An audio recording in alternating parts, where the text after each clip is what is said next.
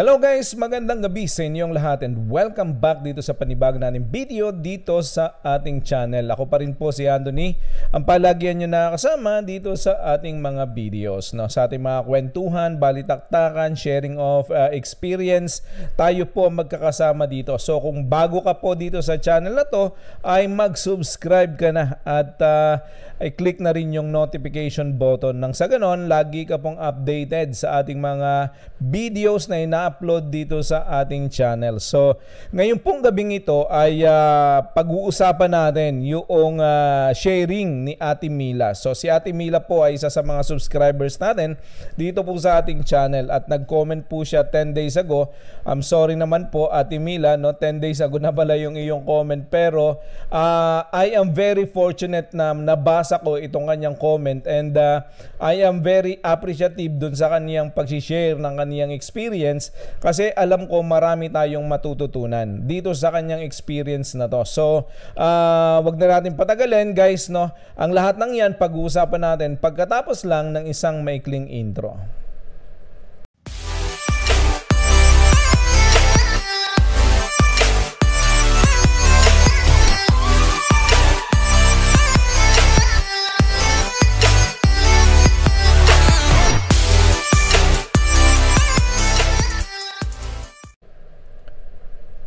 Okay guys, welcome back. Maraming salamat. Thank you sa lahat ng mga patuloy na sumusuporta sa ating channel, sa lahat ng mga nagsusubscribe. Ngayon pong last 28 days ay meron po tayong 491 people na nag-subscribe sa ating channel. Maraming salamat po. Sa mga hindi pa po nagsusubscribe, mag-subscribe na po kayo. Nakita namin sa analytics namin na 87%, 89% ng atin pong mga viewers ay hindi po nakasubscribe. So kung kayo po ay nakasubscribe, ay maraming salamat, at kung hindi pa po, mag-subscribe na po kayo. At malaki po may tutulong yan para yung algorithm po ng YouTube ay paboran tayo at i-share yung ating video sa ilan pang mga tao na naghahanap ng ganitong klaseng mga videos sa YouTube, no? So yun, maraming salamat at wag na natin patagalin ito guys, at ako talaga ay excited i-share sa inyo itong experience ni Ate Mila, no? Si Ate Mila ay isa nating mga subscriber na mula na isang OFW din katulad natin, at meron din siyang similar experience na meron tayo. So nasa abroad din siya, remotely niya minamanage ang kanyang RTL, no? At meron siyang mga interesting facts dito na gusto niyang i-share. So wag na natin patagalin, atin ang basahin yung kanyang comment at isa-isahin natin yung kanyang mga points dito, which is alam ko marami tayong matututunan. Marami ako natutunan nung binasa ko ito, at sometimes yung kanyang experience nagko-correlate dun sa ating experience guys, no? So ayan, basahin na natin. So si Ate Milanet 9562, okay? Sabi niya, sa Cagayan ang farm ko, kamanok, sabi niya ganon. At a very extreme weather doon. So very extreme ang weather sa Cagayan. Marami ang mga challenges sa new operation, lower production, disease management, and its complicated role of the farmer, but more so pag ang owner ay nasa ibang bansa. Ako at ikaw yon, sabi niya ganon. My major problem is not having a very knowledgeable, experienced, and dedicated animal husbandry personnel, which as a result, even you put all of the resources at arm's reach, mediocre, sabi niya. Hence get sick, die, and they don't care. Not reporting, neglecting, no problem-solving skills, not following instructions because they don't understand the science behind it. Finally, sabi niya, after 8 months of being away and consistent monitoring, 10% mortality with 82% at present egg production. 16 months old and no molting signs noted. I used to have a very high expenses of vitamins and antibiotics, sabi niya, but now decreased. I give Atobi daily and charcoal every other day, deworm every 3 months, and antibiotics once a week in their drinks. If I see the egg starts to slide off, we'll replace layer feeds, 15% of daily intake with starter feeds, higher protein, sabi niya ganon, effective in about 5 days. These are my tried means of warding off molting for now.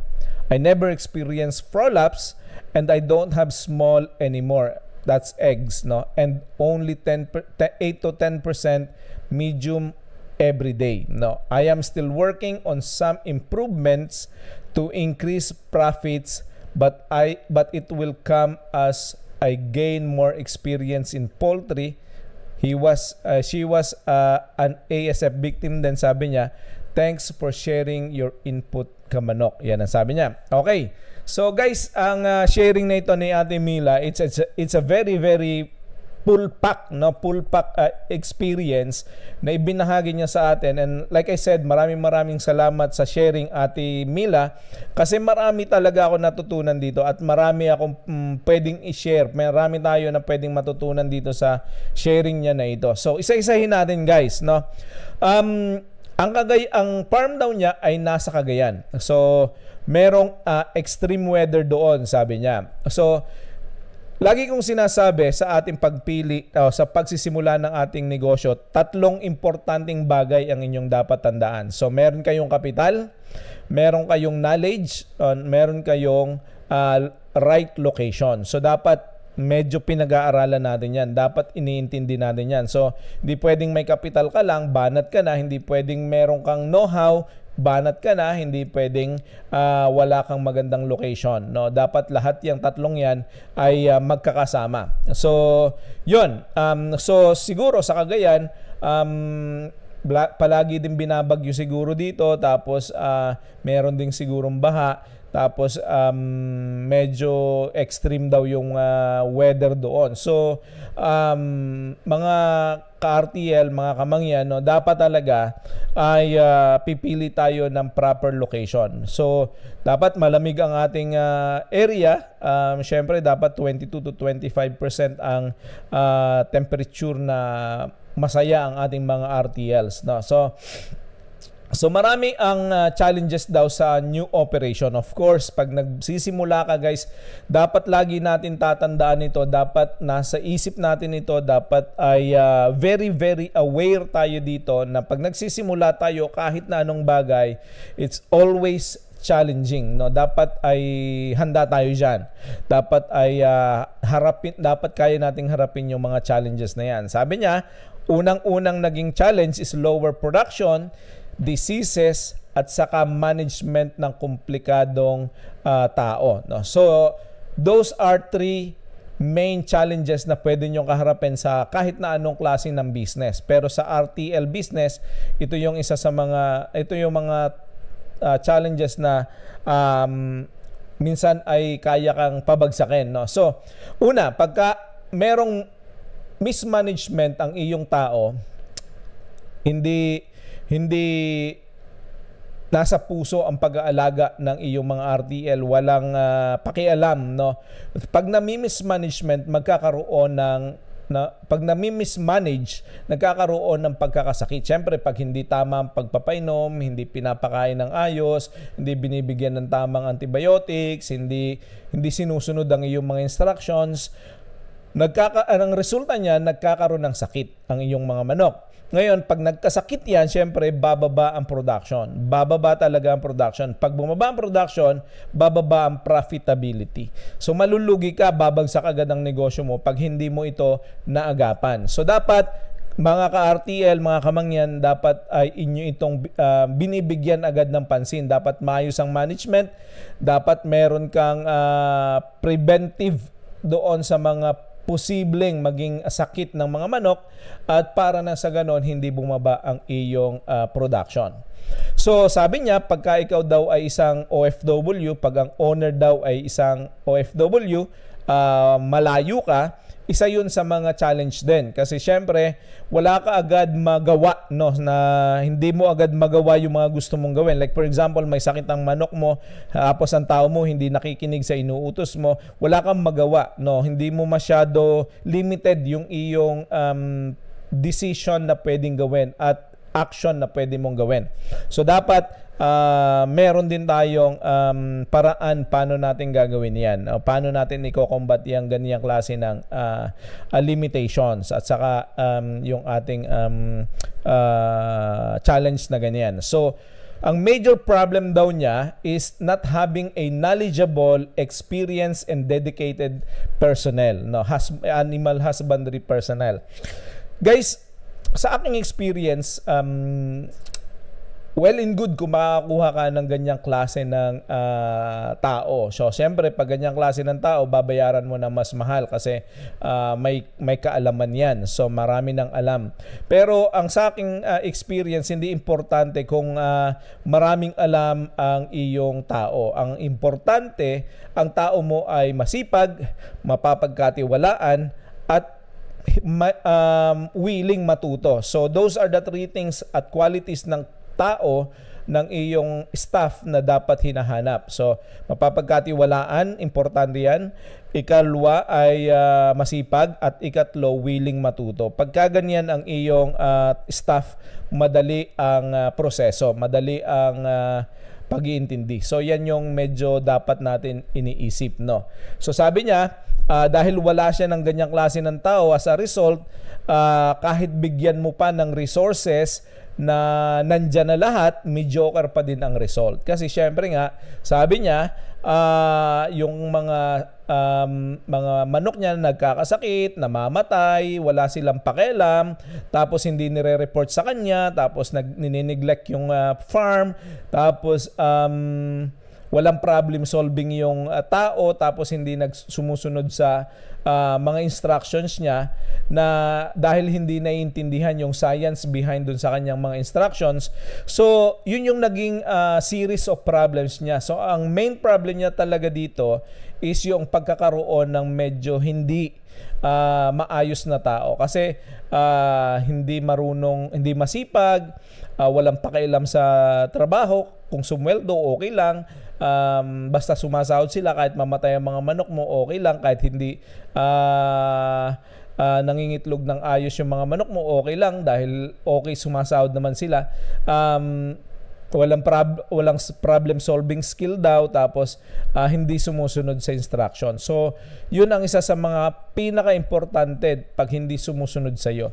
Ako kasi guys, pag nakita ko na hindi sumusunod sa akin, pinapalitan ko agad ang tao ko, no? So pag nakita ko na merong at least kahit paano rebellious ang na attitude, tapos hindi sinusunod, tapos mas magaling pa siya sa tinuturo mo, then basically that's not a personal for me, that's not a staff for me. So ang ginagawa ko, naghahanap ako ng replacement, tapos pinapalitan ko ang tao, no? So yun po ang ginagawa ko. Sabi niya dito, finally after 8 months daw of being away and consistent monitoring. So ako guys, consistent ang monitoring ko, kasi everyday tumatawag ako sa aking staff, tapos ang CCTV ko sa farm, all over the farm. Tapos kahit na nakikita ko pagka may mga nangyayari sa farm, kita ko agad yan. So kahit nasa trabaho ko, namomonitor ko yung aking farm sa cellphone. Meron akong ginagamit na CCTV called Tapo, no? So lahat ng mga nasa cellphone, kita ko agad kung ano nangyayari. So importante na may consistent monitoring tayo, no.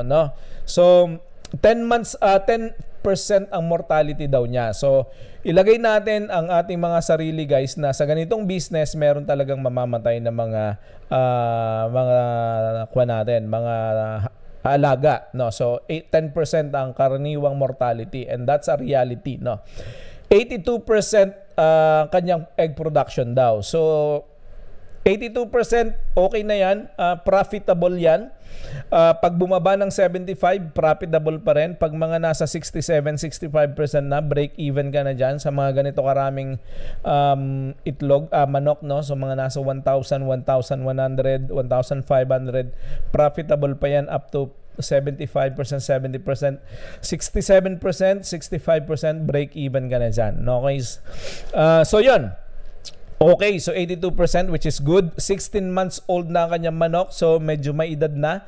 Magdadalawang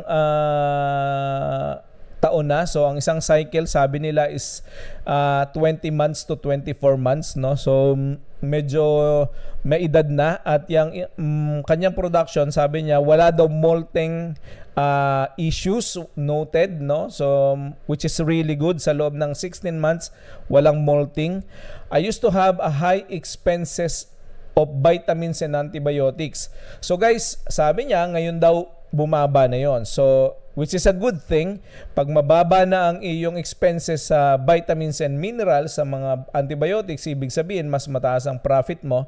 Tapos sabi niya, she give Atobi daily and charcoal every other day. Hindi ko alam kung paano yan, hindi pa ako naka-experience kung paano gawin yan, pero maraming salamat. Hindi ko alam kung ano yung Atobi at paano ibinibigay yung charcoal, no? So these are new to me na pwede kong i-explore at tayo lahat explore natin kung paano ibinibigay yung Atobi at saka yung charcoal, no, every day. Yung charcoal daw every other day. Deworm every 3 months at antibiotics once a week in their drink. So kami, nagbibigay kami ng antibiotics every end of the week, no? Kasi ang ginagawa namin, nagbabacterial flushing kami every end of the week. So what we're doing is basically we are trying to prevent yung disease na pwedeng dumapo sa ating mga manok, no? Hindi natin gustong i-treat ang mga manok pagka may sakit na. We want them to be susceptible sa sakit, no? Hindi dapat magkakasakit, kaya tayo nagbabacterial flushing, no? So sabi niya dapat deworm din every 3 months, which is what we should be doing. We should be doing every 4 months, 3 times a year kami nagdi-deworm. Pwede kayong mag every 3 months, pwede kayong mag every 4 months, o pwede kayong maging twice a year. Pwede yan. So depende kung anong inyong program. Kami 3 times a month, 3 times a year, meron kaming every 4 months na deworming. So importante yan kasi may mga parasite na nabubuhay sa ating mga manok. So para maging healthy tayo at para makapangitlog sila na maayos, maging healthy ang ating mga manok din, ay dapat tayo nagdi-deworm. Patayin natin yung mga parasites para bumalik yung kanilang mga sigla sa pangingitlog. So pagka may mga parasites dyan, bumababa ang kanilang timbang, tapos yung mga vitamins and minerals na nakakain ng mga manok, hindi talaga nakukuha ng manok, kundi napupunta sa mga parasites. Okay, so yan, maganda yan. Sabi niya, pagka daw bumababa na yung production, nire-replace daw niya yung layer feeds ng 15% na daily intake ng starter feeds na mas mataas ang proteins. So which is very good. Kami ganyan ang ginagawa din namin. Pag bumababa ng konti ang timbang ng mga manok, ibig sabihin bumababa din ang production niyan. Ang ginagawa namin, binibigyan namin ng big boy. Yung big boy is yung pre-starter feeds para sa mga baboy, no? Yun ang ginagamit namin. Hinahalo namin sa layer feeds. Ang ginagamit namin ay 25% yata din, o parang mga nasa ganun din, mga nasa 15 to 25% ang binibigay namin na ganun for 3 days or for 5 days or for 7 days. Depende kung gaano kabibigat at kuan. Kasi minsan nagsusorting kami, yung mabibigat inililipat namin, yung mga gagaan nililipat namin, saka namin papakainin ng big boy, no? Yung feeds ng pre-starter feeds ng baboy. Effective yon, nakita namin. High in protein kasi maraming gatas yun. Tapos high in calcium, pampalakas ng buto ng mga baboy dapat, pero ginagamit natin sa manok. Very, very effective, no? So, sabi niya, these are tried means of warding off molting for now. So, pagka kayo ay merong issue ng molting, so this is a very good thing, no, na gawin. Inyong gayanin to at baka sakali na makatulong. So sabi niya, I've never experienced prolapse, which is really good. Prolapse is one of the killers, one of the reasons of mortality, no? So ibig sabihin, maganda ang management ng ilaw, maganda ang management ng pagkain, mature ang manok doon sa kanilang pangingitlog, no? Tama yung kanilang edad doon sa kanilang pangingitlog, no? Kasi pag bata ang itlog, malalaki ang manok, malalaki ang itlog, tapos bata ang manok, nagpo-prolapse, namamatay ang manok. So yan, sabi niya, wala na siyang small, of course expected yan kasi 16-month-old na yan. 8 to 10% na lang ang kanya medium, which is basically expected din. Mga mga large at extra large jumbo na yung kanyang pinuproduce ng kanyang mga manok. So sabi niya, I am working on some improvements to increase profit. So sabi niya, hindi pa rin, this is very, very important thing na dapat alam na, dapat handa tayo, no? Hindi tayo nag-aalaga ng manok para for the sake of mag-alaga ng manok. We have to think that these are business, no? These things that we do is a business ventures, no? So kapag ka hindi natin iniisip yung development natin, yung ating kahit lugi tayo, dapat kinukuha natin yan na experience para mag-improve tayo. Yung mga challenges na kinakaharap natin, kinukuha natin para ma-improve tayo. These are a good attitude of a business minded person, no? So dapat iniisip natin na these are for the future gain, no? Dapat tayo ay nag-iisip palagi na tayo ay sa future pagkakuan, mas magaling pa tayo, mas maganda pa tayo, at mas may experience tayo. Okay, so sabi niya, biktima din daw siya ng ASF, which is katulad ko, naging biktima tayo ng ASF, kaya tayo pumasok sa ganitong klase ng venture. So thanks for sharing daw sa kanyang input, sa ating inputs.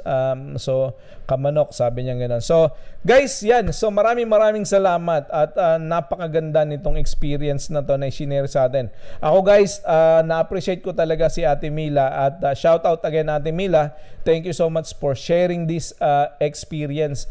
Marami ako natutunan, at kayo guys, kung marami kayong experience na ganito na gusto nyong pag-usapan natin dito, at alam ko marami ang matututo, no? So guys, kung ikaw ay nakarating dito sa end ng video na to, ay i-subscribe mo na rin yung ating channel, at nasa ganon ay mapanood mo yung mga ganitong klase ng video na ipoproduce natin dito sa ating channel.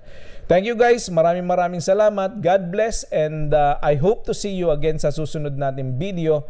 I love you all, and once again, thank you Ate Mila. God bless, bye-bye.